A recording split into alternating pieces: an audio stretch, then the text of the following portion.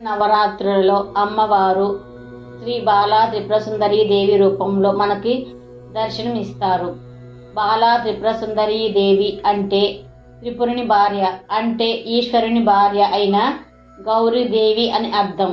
మనస్సు, బుద్ధి, చిత్తం ఈ దేవి ఆధీనంలో ఉంటాయి.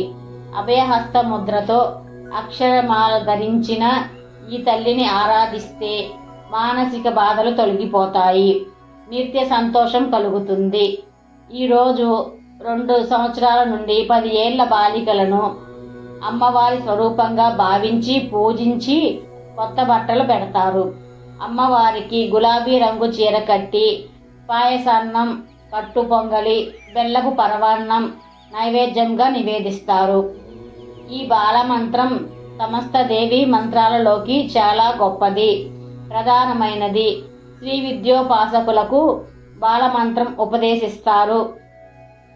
మహా త్రిపుర దేవి కొలువై ఉన్న పవిత్రమైన శ్రీచక్రంలోని త్రిపురాంతకంలోని మొదటి దేవత శ్రీ బాలా త్రిపుర దేవి.